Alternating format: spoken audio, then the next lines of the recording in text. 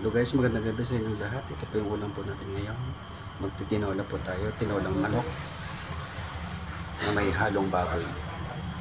And paghaluin po natin yun. And guys, yung panggasin natin, bawang, sibuyas, luya. Sa may kasamang sili. Ito yung panggulay natin, kulitis. Ito yung panghalo natin sa tinola.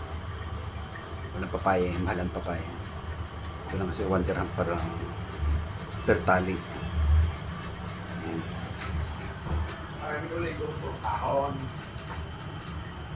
And guys, mag-isa na tayo. Samasama na natin yung onion, garlic, saka yung luya. And guys, yung manok, yung baboy. And guys, tingnan natin sa bawang. Palambutin natin yung konti. Kaya natin lagay yung mga sahog.